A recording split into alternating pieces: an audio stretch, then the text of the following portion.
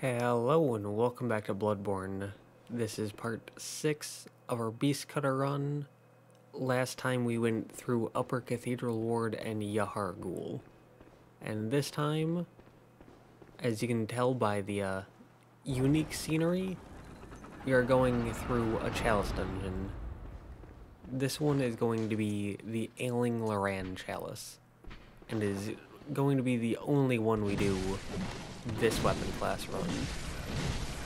So, if you're not a fan of Chalice Dungeons, don't worry. We're only going to be doing 1 to 2 per run. And this is it. So, nothing super special in case you don't care to watch this one. Totally fine. It'll mostly just be us getting stuff like blood gems and blood echoes. But if you do want to watch, hi, welcome, thank you for being here. If you don't know what Chalice Dungeons are all about, don't worry. By the end of this, you'll know exactly what they're about.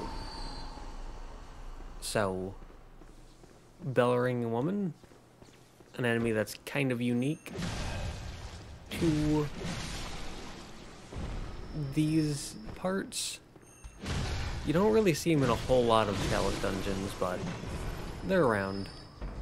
But as you can see, some enemies are not. Though, this is another enemy that is exclusive to Chalice Dungeons. And they are very fast and very dangerous. They're also very weak to traps, so just good to keep that in mind if you ever find yourself on the back foot against them. But what chalices are can basically be summed up to a giant labyrinth with 3, sometimes 4 layers. And the goal of like what you're trying to do kind of depends on where you are. So I like to break things up into 3 distinct parts in each layer, because while there are 3 layers, there's also 3 parts to each layer. And how I do it is the first part is before you get to the lamp, and I would call that the pre-layer. So since this is layer 1, that would be pre-layer 1. And ooh, we do not want you to go away, so we just hope that the spider doesn't hit us in the back of the head. And they were kind enough to not do that, but I hate the way they sound. They sound so gross. But oh, shining coins. But anyways, we can take this werewolf lycanthrope, whatever you want to call it.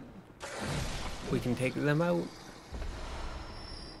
and Ailing Loran chalices are specifically good for getting fire and bolt gems. But anyways, like I said, each chalice has 3 layers, and I break each layer into 3 parts. So the first part, being before getting the lamp, is what I call the pre-layer. So, what we're in right now is pre-layer 1. And this is completely optional. And it's just to fight some enemies, get blood echoes, and get certain materials. Mostly blood gems or things like tomb mold and ritual blood for creating more Chalice Dungeons. If you don't care about that, completely optional. But once you open this massive door. Now, I know that there was a lamp back there, but once you open the massive door and get to the lamp after that, then you're done with the pre-layer 1. And then you get to what you can call layer 1 or mid-layer 1. And the goal is to open this door with the purple lights.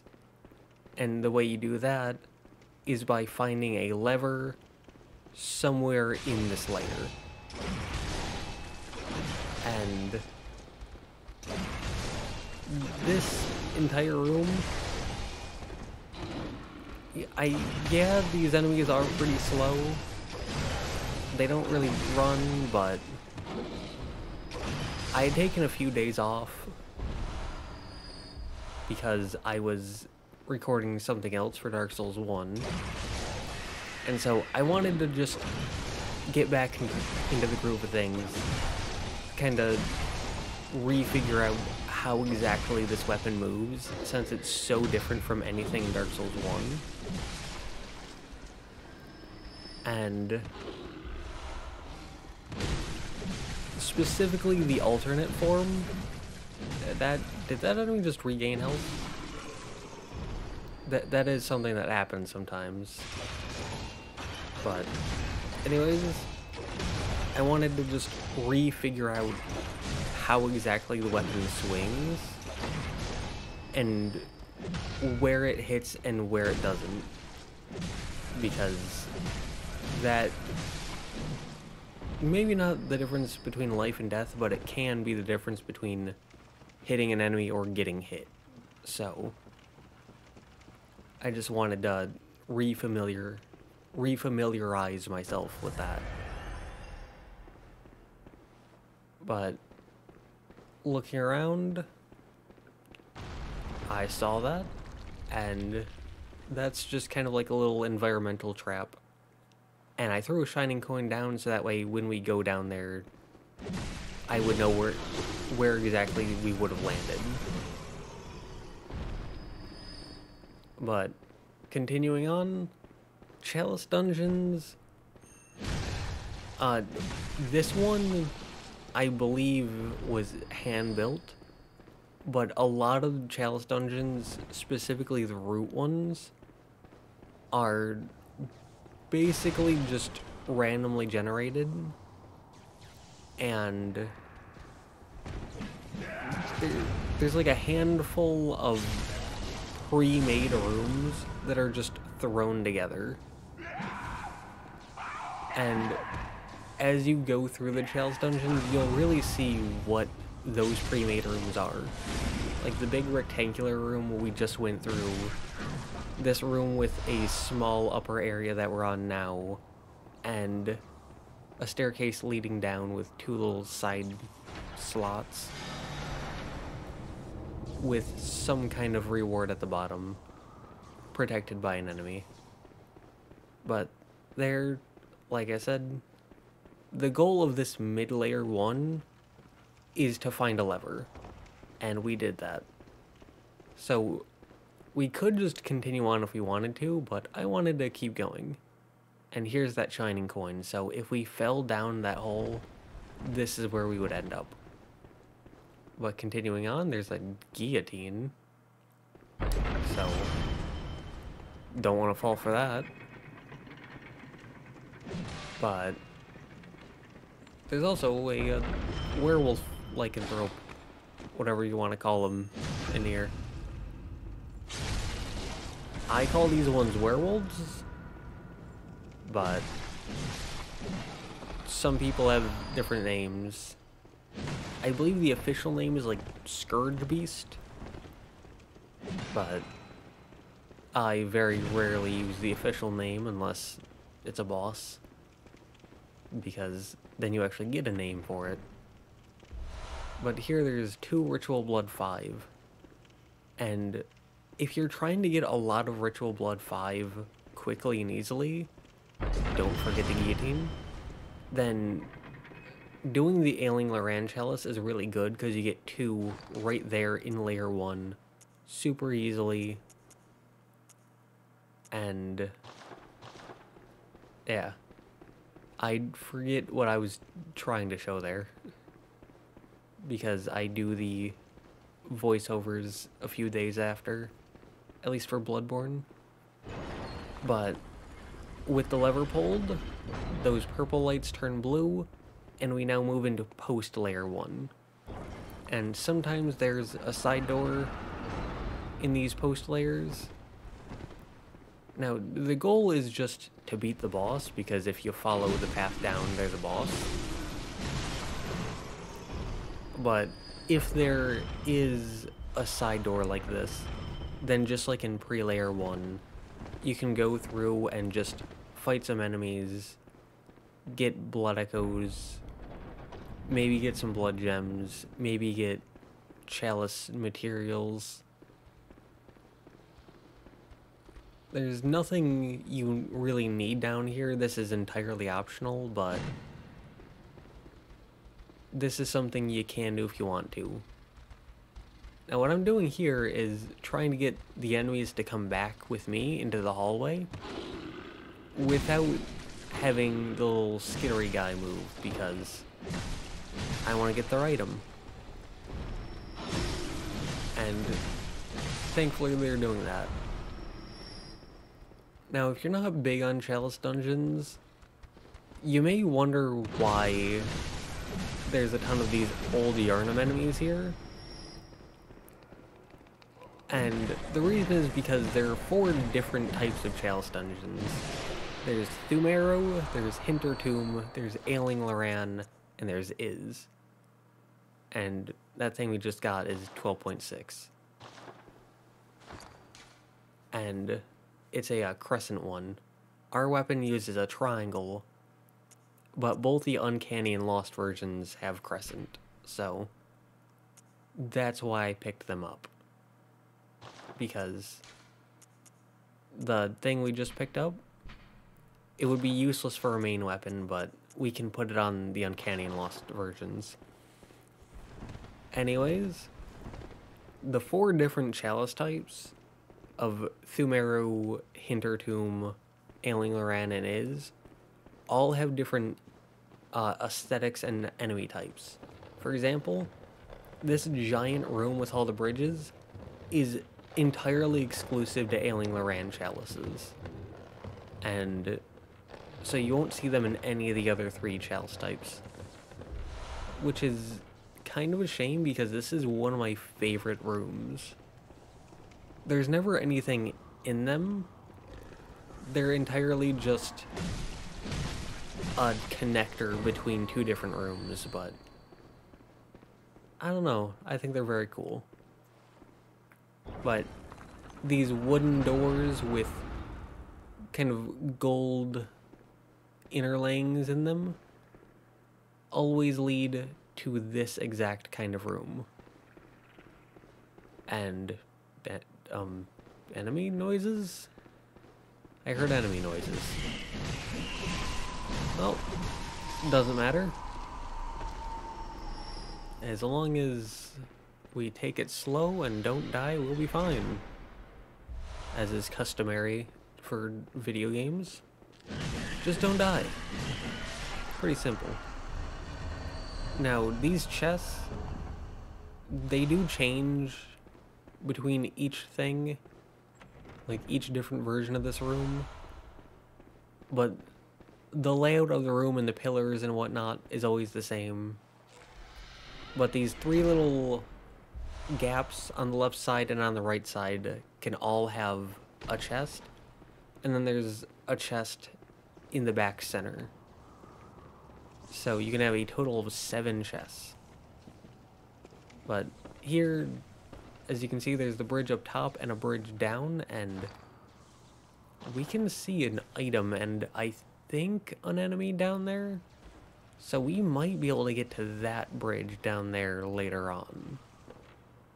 But either way, this room always has 2 bridges. One slightly higher, one slightly lower. And ow. But we got the parry off, so it's fine. totally fine. But if you start off on the top one, then you can just drop to the bottom one, because you'll end up looping back on yourself based on how this room operates. Because I don't know entirely how to explain it, but that's just how it is. But yeah, that definitely looks like an enemy and an item. So we might be able to get down there at like layer 2 or 3. But oof, I hate these things. They're very weak to fire, but very resistant to physical and have like infinite poise, so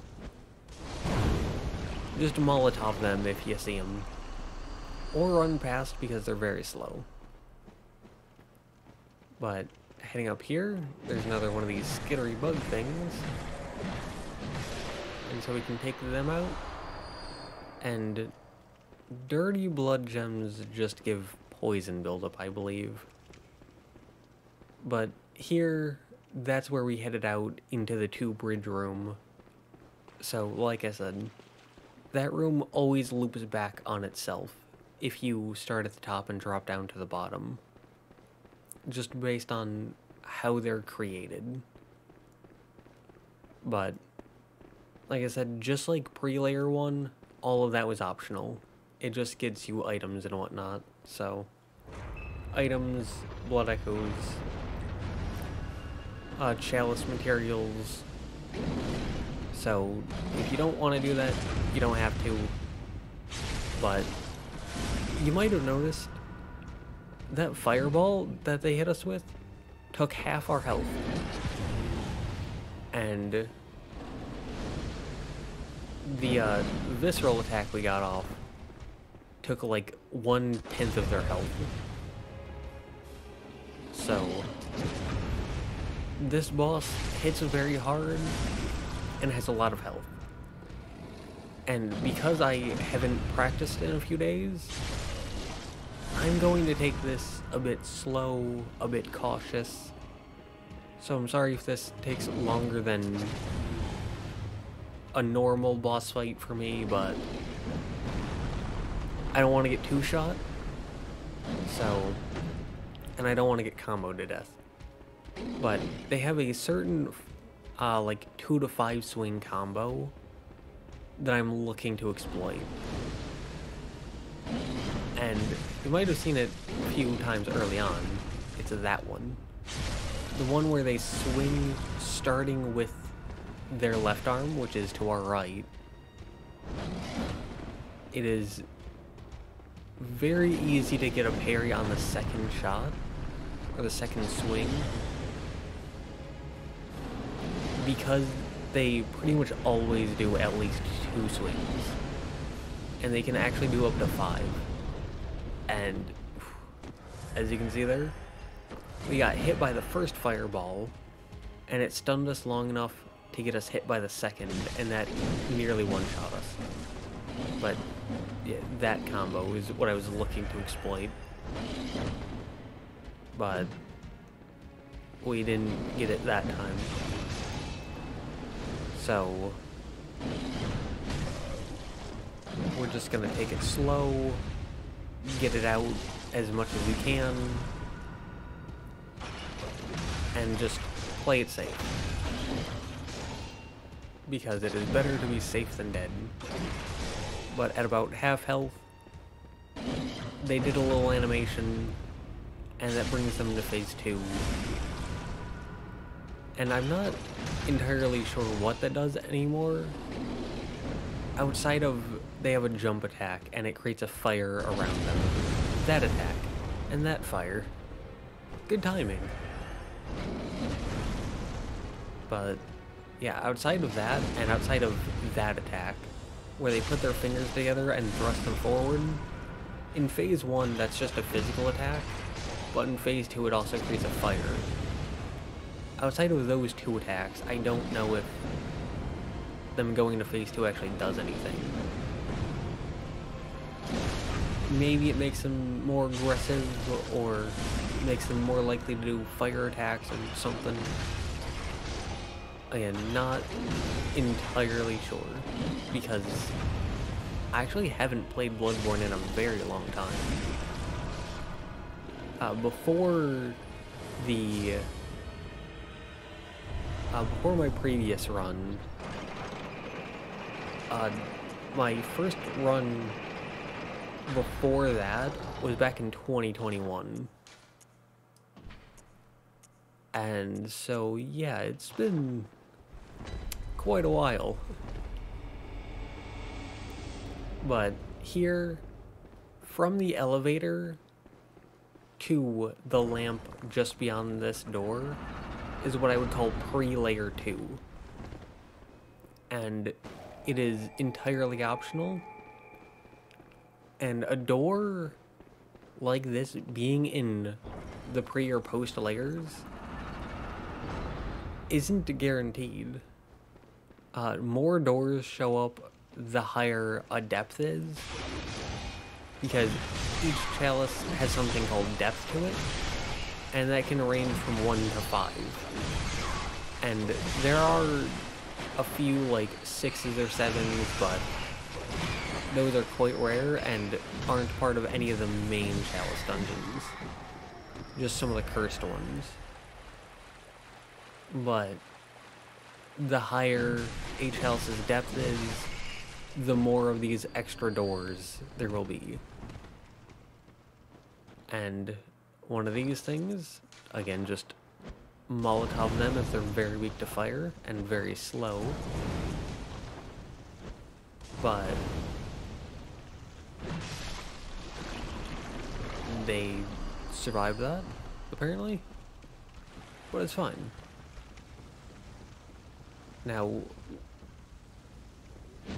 when I mentioned that there are some, like, pre-done rooms, this circular room with a ladder going up is another one of the main ones that you'll see a lot. Same with this, where there's a lower section and an upper section with a bridge. That's another one you'll see a lot. And the wooden door with gold carvings inlaid upon them is another one you'll see occasionally. And like I said, there's 6 different areas where there can be chests, and then there's usually one in the middle that is typically protected by an enemy. And here you can really see just how rusty I was, because I really had not dealt with these enemies in a while, and it got to the point where I almost died, and I ran out of bullets, so I had to just brute force it, which thankfully surprisingly worked, because Beast Cutter is a very good weapon, and it was so good that it made up for how rusty I was. So, very happy with that. Like I said, this weapon is very, very good. Well, we got some pretty good stuff in here, made even better by the fact that this coffin holds the Beast Claw weapon.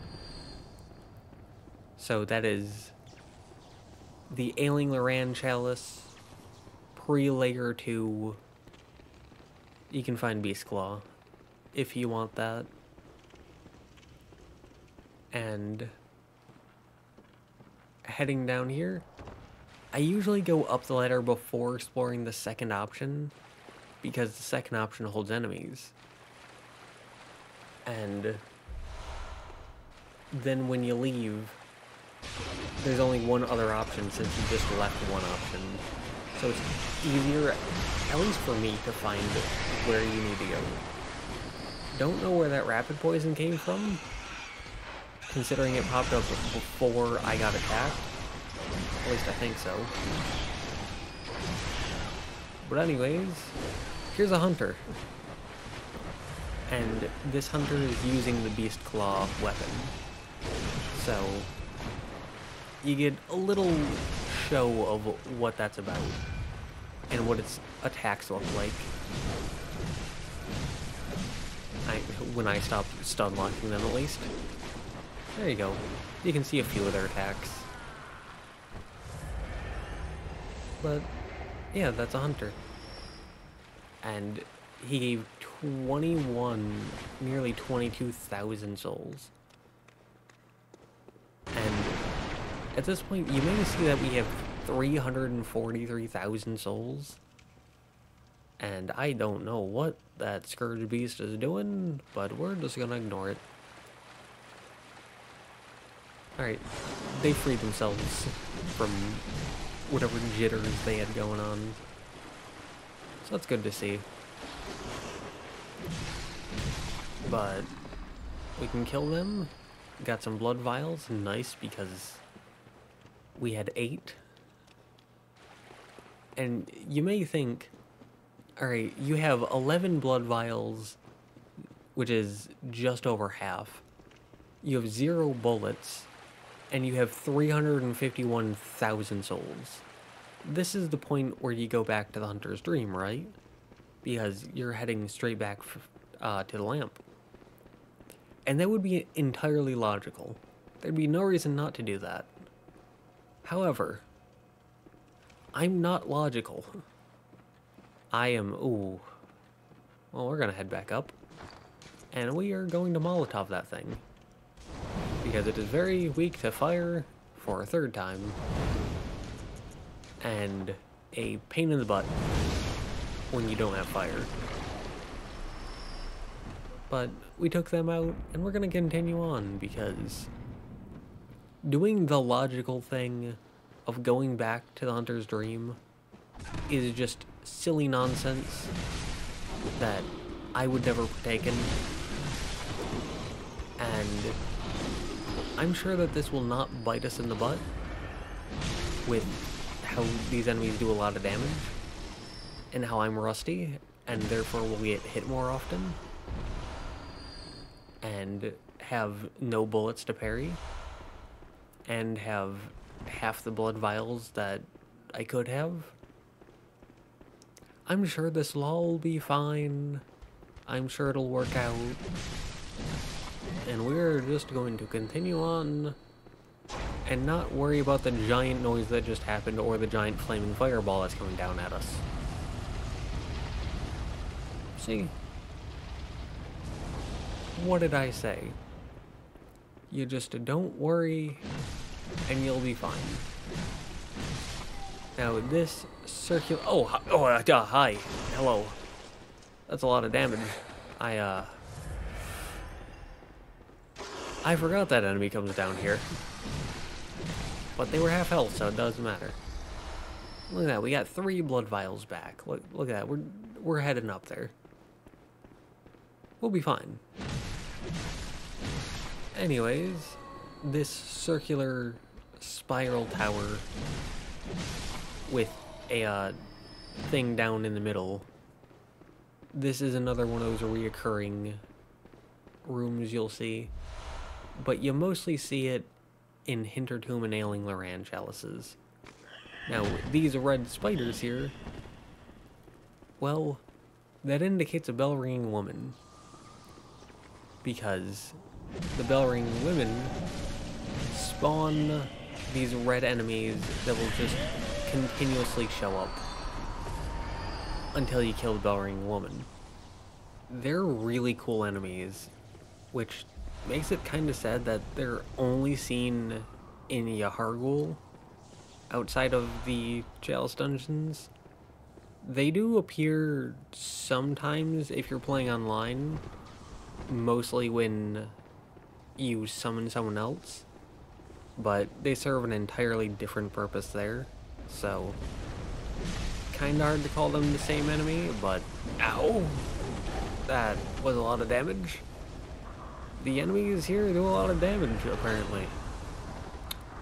I thought I came here at a high level. It did not seem to matter. But it's fine, because the Beast Cutter is a very powerful weapon, and so we will make it through.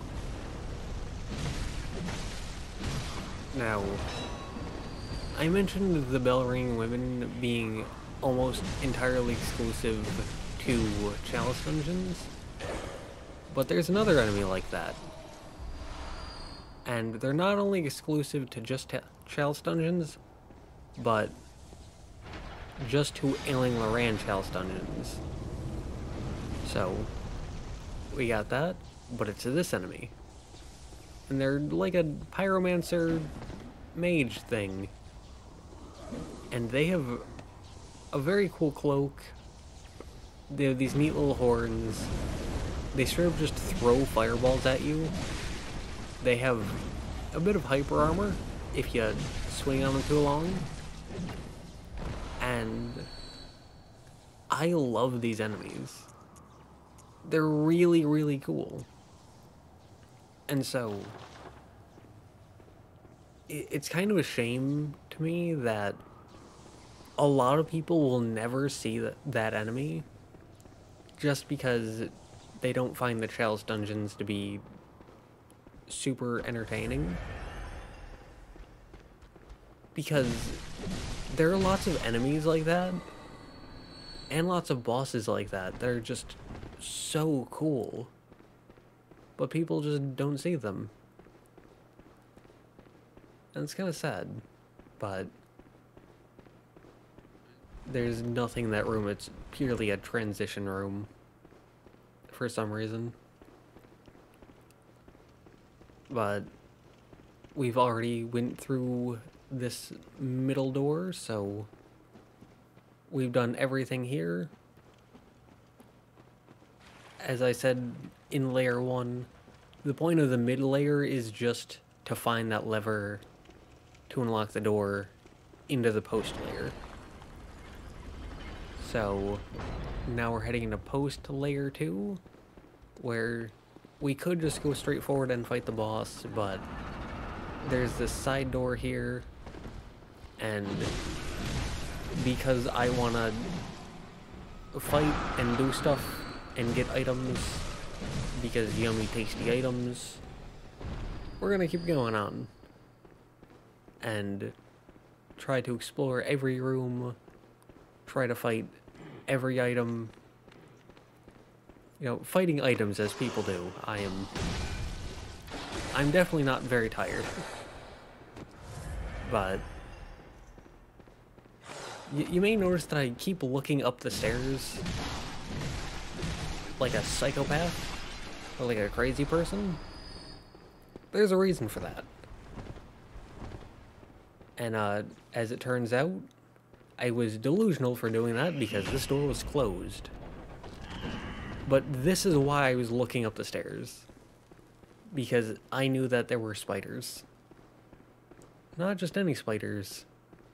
The red spiders. Which means they will be infinitely summoned if you keep killing them. However, if you don't kill them, the bell-ringing women only summon 3 to 4 enemies. And so, what we can do is, because spiders don't climb ladders, we can just lure them down there, and then they fall down, they can't get back up. For some reason, the spider isn't following us, but now they are. And so all we have to do is lure all the spiders down here. We may take a hit or two, totally fine. And then we can continue on, and since the bell ringing women can only spawn 3 to 4 enemies, we're good, we're safe. Now you may realize that we've already sent 4 down into the pit, but there's another 3 here. There's a reason for that. You see, because there's not just 1, but there are 2 bell ringing women. And so there's not just 3 to 4, but there are instead 6 to 8 of these spiders. And you've seen us kill, I think, 2 bell ringing women at this point. And the ones here have a lot of health. Typically they have very low health, dying in just 2 to 3 hits, but the ones here have a lot of health for some reason. And so we wanna... Oh, don't fall into that pit. But we wanna get rid of as many spiders as we can. Just that way we can kill the bell ring women in relative safety. Because if you just ran in here without luring any of the spiders back, well, then there'd be this thing. One of these scourge beasts. And, why yes, I am trying to kill it with a trap. Which worked. But you'd have to either continuously fight off all of those spiders that continuously respawn while fighting off the Scourge Beast, or you'd have to run past all of them and have a Scourge Beast follow you and have all these spiders follow you, all while trying to kill the bell ring women. And then there's that enemy on top of it. And you may wonder why there's even more spiders now. And the reason is pretty simple. At least I think so. We just got too far away from the spiders and they despawned. Some of them did. Not entirely sure how I missed this bell ring woman, but we did, and she's dead now. Now this spider, normally they die when you kill the bell ring woman. Not entirely sure why they didn't, but it's fine. And rude. That was entirely unnecessary, sir. And now you die. If they had just been nice, we could have been friends, we could have been buddies, we could have left them alone, they could have left us alone. We could have been friends, it could have been good. But they insisted on swinging on me, that was purely self-defense. You saw it, I'm taking that to the court of law. What else I'm taking to the court of law is how rusty I am. I would like a settlement for how garbage I'm being right here, but it's fine, because even though I'm not doing good, the Beast Cutter is. And that's enough. So, again, this is post-Layer 2, so the only goal here is to just kill enemies, get items, because it's entirely optional. But we got everything here, nothing left, and you may remember that we came into here with like 11 blood vials and no bullets, but now we have 19 blood vials and 10 bullets. And I put on the antidotes because I knew this boss was coming. And you may remember this boss from the main game. So, yeah, the Chalice Dungeons do reuse some bosses. And that is a bit of a shame. But not the worst boss to copy over. Definitely not. They could have copied, like, the One Reborn, or Witch's Hemwick. So, not the best, but not the worst. I'd rather have an original boss, but Bloodstarved Beast is pretty fun when they aren't constantly running away or jumping way past you. Which you may see in a few minutes. Well, maybe not a few minutes, but in a minute or so. But if you remember from... Oof, that was almost a poison. But if you remember from Old Yarnum, this boss has 3 different phases. And that's poison, so we can get rid of that. But each layer for each phase they get more and more chaotic. And here we go into phase 3, where they get very chaotic, constantly moving around. This is a big AoE that, if they get off, would explode and is lots of damage and lots of poison buildup. And even being near them passively causes poison buildup.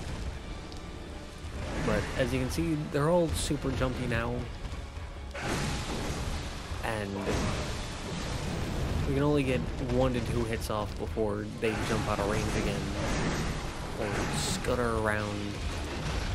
And I even tried moving into this version to get more range, but it did not work as much as I had hoped it would. And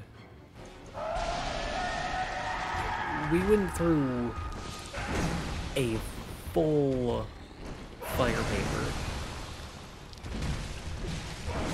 Maybe even 2, I don't remember, I'm a bit tired. But we went through at least 1 full fire paper on that phase. I think at least... I think we did 2 full fire papers for the fight, and both ran out. But here, we got 2 bloodstone chunks, which, that's pretty good. Those are quite rare. And we also got the root chalice. So, that's neat. Now, this is pre-layer 3. As you can see, there was no door this time, so... because there was no side door, there's no pre-layer 3 for us to do. But here, in mid-layer 3, you may have noticed that there's a door, and a bell-ringing woman slowly walked across the side of it. Like the scene of a ghost in Scooby-Doo slinking across. But here, we killed the bell-ringing woman. Easy peasy. But there's more spiders, which means another bell-ringing woman. And you may have noticed, this is very close to where we start out at the lamp. And yeah, so a fun little fact about Ailing, Loran, Chalice Layer 3 is if you go AFK, like after dying or after teleporting there, you will continuously die to the spiders. But as you can see, it's that Ailing, Loran specific enemy again. The little pyromancer guys that I love. Maybe it's just because they wield magic, or like pyromancies, and magic isn't something you see a lot of in Bloodborne. That's a summon.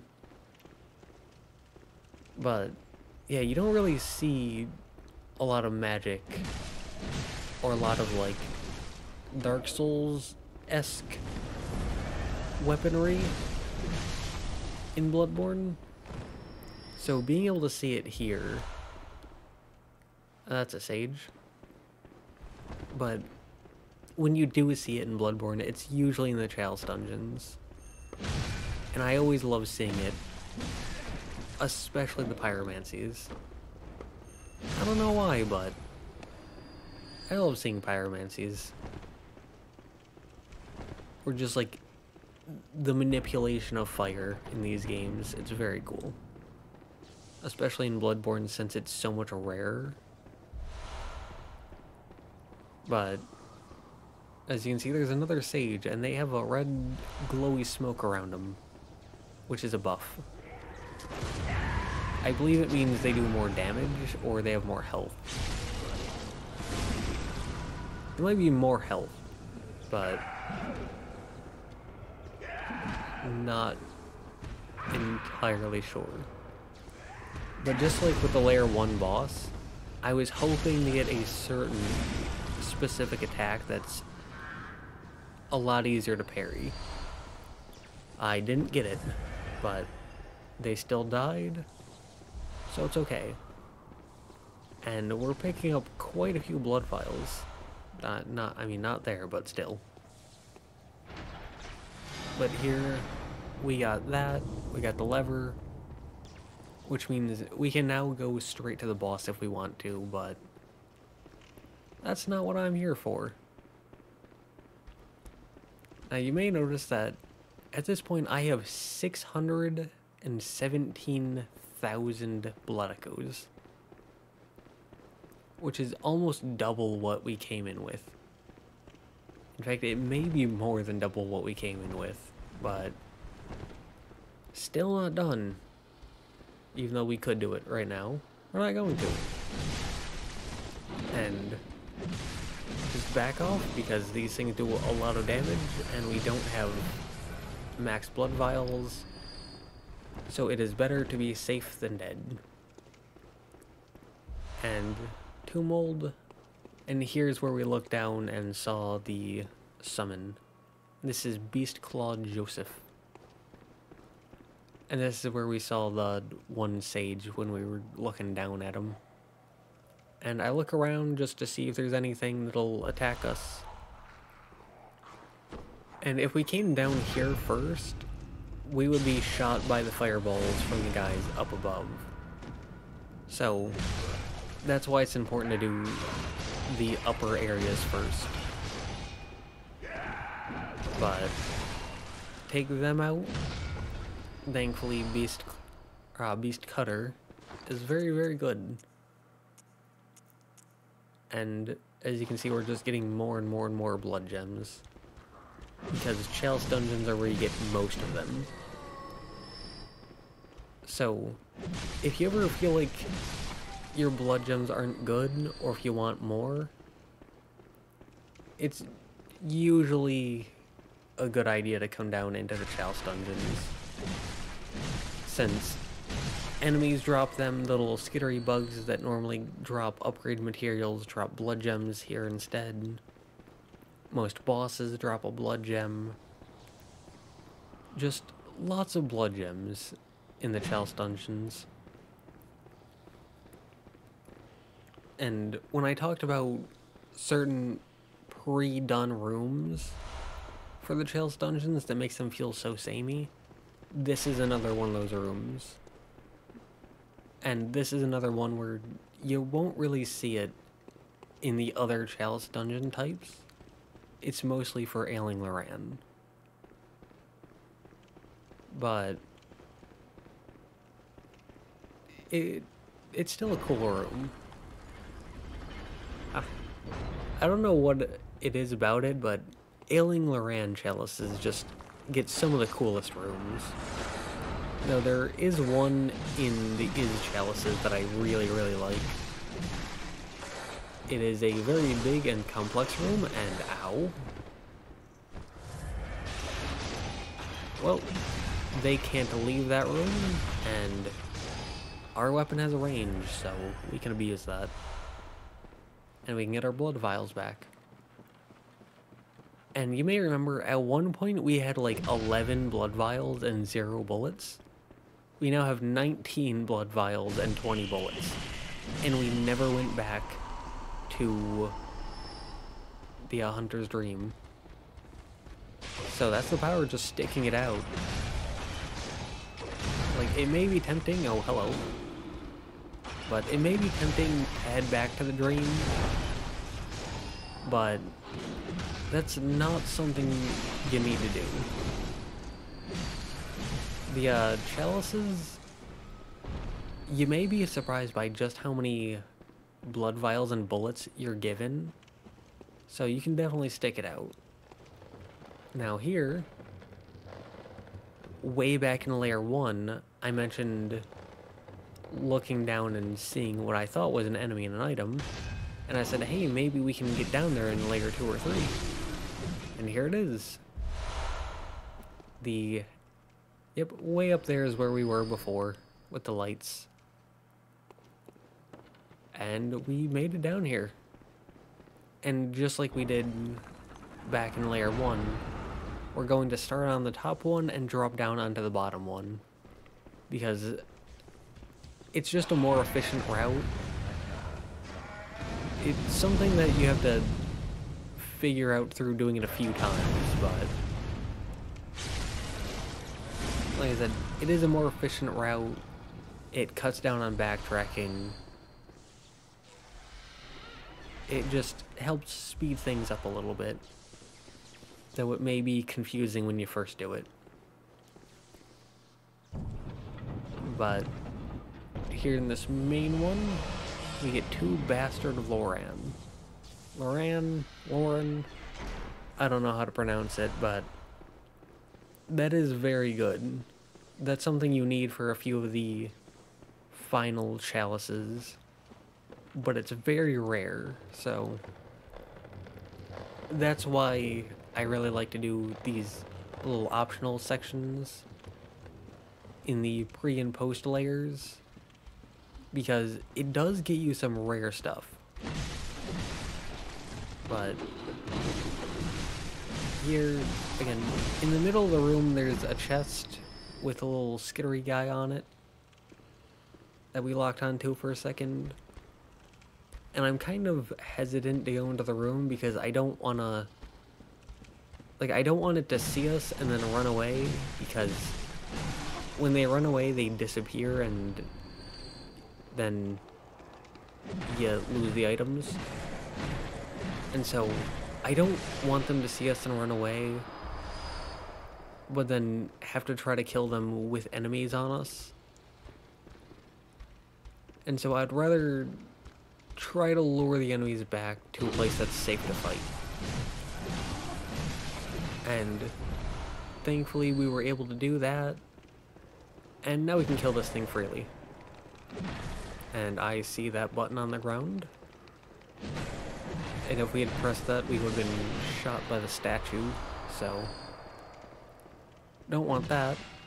And these clouds of fog are being produced by these little chalice things, so you can break them to disperse the fog. Now this square room, oh, another two bastard Loran, nice. But the square room with the chest in the middle is another, like, pre-made room. And you may have noticed this room before, with the little circular disc section at the bottom and then the spiral tower going up. So, oh hey, it's a scourge beast with the red cloud around it. And you may notice there it got health back. Like, we would have killed it, but it got health back. Not entirely sure how, but yeah. Now that hallway we looked down but didn't go down, that's an area we would have walked through if we had gone through the area normally. But instead, we went through the way we went, and that's a bell-ringing woman. And there are two ways to go about this, and I went about this the you're ready to die way, where you just deal with all the enemies being spawned. And as you can see, it is very dangerous, but it is faster. And I did that because we're 54 minutes in, and I didn't want to go for too long. But that hallway we looked down but didn't actually go down, you can lure the enemies back, and there's a hole in the middle of that hallway, and you can like trick them into dropping down. And it is a much safer way, but it is definitely not as good in the time department here. So yeah, that leads you down to the square room with the chest and the little scary guy on it. And here, as you can see, it's the other side of the upper bridge. So, like I said, dropping from the upper bridge to the lower bridge. Don't know how I missed that, but okay. But that allows you to just cut down on the backtracking and get through the area faster. Now here we have 300, I'm not dyslexic, you are. We have 740,000 blood echoes. And I know what boss is coming up. They're very difficult. So I finally gave in and went back to the Hunter's Dream, where we could get 12.5 levels. And so we go up to 40, which is the hard cap on our 3 main stats. And here we get 21, then 20, 20, 20, 19, 19, 18. Basically, we're getting less health. And here we get no stamina until 6 levels in. So endurance is just a no-no at this point. There's no point to level up endurance anymore. We can level up vitality. It's just diminished. We can level up strength. It's just diminished. We can level up skill, but the Beast Cutter doesn't work super well with skill. And this goes up to 87. This goes up to 88. So as of right now, strength is ever so slightly better than skill. And I like having damage, so we're gonna go with that. And then we head back into the Chalice, where, again, bell ringing women, infinite spawning spiders, and that purple wave that they have is an attack. It's not something you see very often. It's honestly probably one of the rarest attacks in Bloodborne, but it's pretty cool. But with them dead, I decided that even though I'm not big on summoning, I'm gonna summon here. Partially because this boss is very difficult, but I could have used that to heal and still had 20, but partially because Beast called Joseph is pretty cool, and he's someone we'll probably never see again, at least in these single weapon class runs, since I'm not going to be doing this Chalice again. So yeah, just wanted to make sure he didn't go after an enemy. But you may notice that's the same hunter we fought in Layer 2 when we picked up the Beast Claw, which is pretty neat.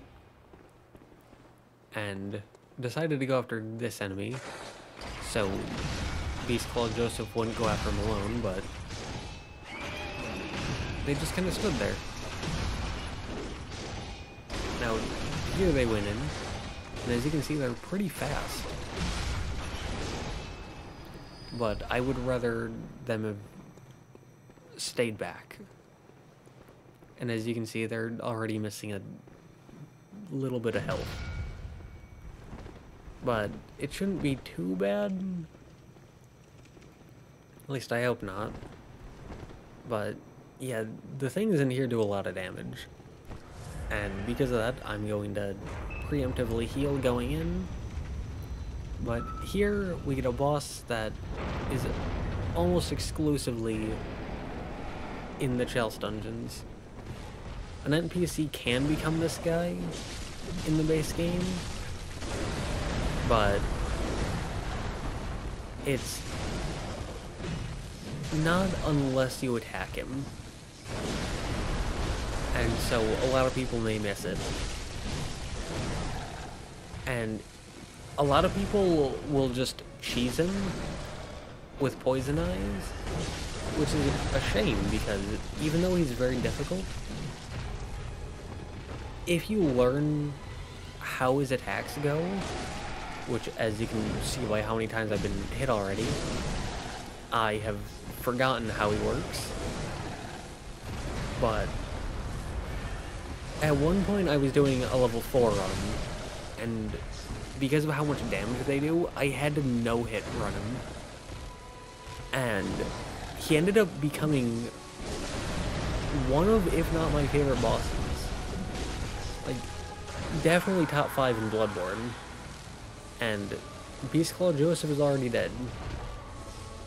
So that's a bit of a shame, but this boss, in my opinion, perfectly encapsulates Bloodborne. Better than almost any other boss in the game. Because the fast but aggressive, just the back and forth dance, the super tight timings, the bestial nature of it. Like, this boss is just so good. And even though I'm rusty, and that attack right there is one of the easiest and best to punish, again, but like I said, just a super tight boss fight that a lot of people will miss out on purely because it's in the Chalice Dungeons, and it's in one of the later Chalice Dungeons. Which is a shame, because, again, this is one of my favorite bosses.